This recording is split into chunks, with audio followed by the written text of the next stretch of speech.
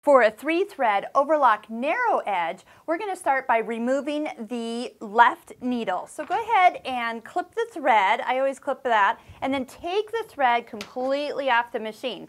If you leave that dangling, it likes to go back in where his friends are and comes back to haunt you later. So go ahead, take your A needle out. That's the left needle.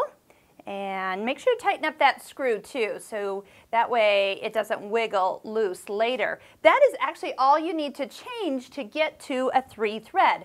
Now a 3-thread is normally done on a single layer edge, so you don't usually use this for overlocking. Sometimes I do use it for stitching on knit fabric, and the knit fabric has a little extra stretch, but oftentimes I'll do this when I've just done a cut edge and I want to just go around and overlock the edge. Notice our tensions are normal. We're on A in a normal stitch length, which is about 2.5.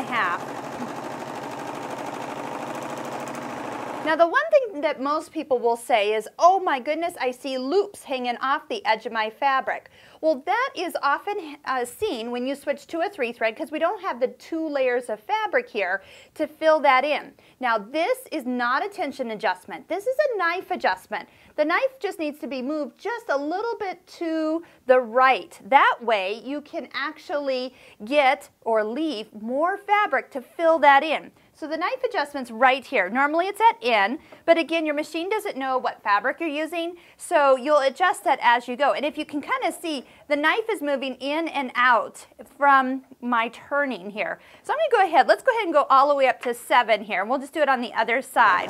Now this will vary based on your fabric thickness, so if you're doing thinner fabric, you might have to adjust it even a little bit more. But see how nice that is?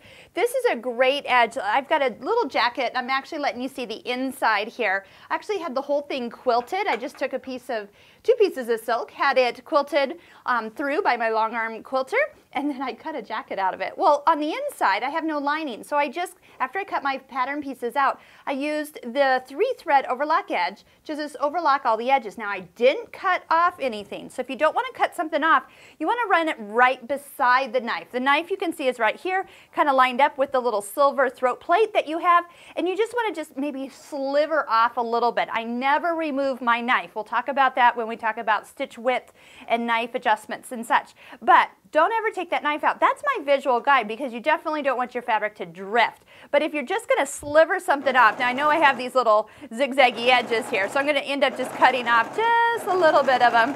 Now, but I'm not losing any of my seam allowance that I will need for actually sewing my pattern together. This is great if you're doing any hemming of pants, like on a blind hem, on a nice pair of slacks. You're going to zip around that bottom hem, and then all you have to do is turn that up and blind hem that with your sewing machine. Isn't that a beautiful stitch? Probably the second most popular stitch on a serger that I use after the 4-thread overlock seam. I use a 3-thread and I use a rolled hem. Those are my 3 most commonly go-to stitches on a serger.